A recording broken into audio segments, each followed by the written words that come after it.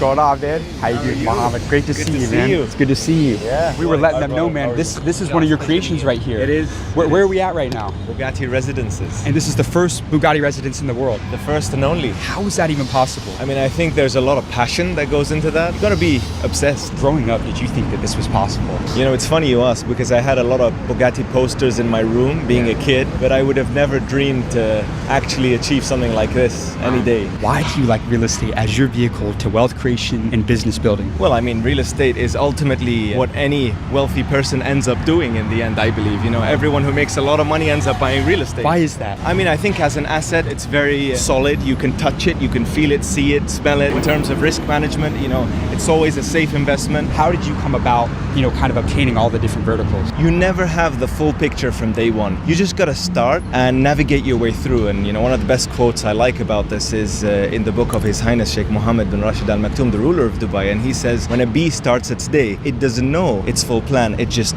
you know, leaves and starts harvesting, you know, the honey. And same thing with birds. You just start and you navigate your way through and you learn, you fail, you fix, and ultimately you figure out a way. When you're thrown in the ocean in a stormy day, you either drown or you swim. When you're driving on the road, the highway out here in Dubai, and you look to your right and your left and you see your name on the side of that building, what does that feeling mean to you? It makes me feel happy and proud, but ultimately, if anything, it evokes a sense of urgency in me to achieve more. I mean, comfort is the most dangerous drug. You got to learn to be comfortable being uncomfortable. What do you look for in people when you're building a business? One of my favorite quotes, I think, was by the CEO of Blackstone. He said, if you want to build something truly great, you got to focus on having 9s out of 10s and 10s out of 10s only. A players. Absolutely. And he said the difference between an 8 out of 10 and a 10 out of 10 is huge. What is that difference that you see most of the time that separates an 8 from a 10? If I have to tell them what to do, they're not in the right place. Hear that one? Say that again. If I have to tell someone what to do or how to do their job, they're not in the right place. At 31, if you lost everything tomorrow, could you make it back? Absolutely. What would you do?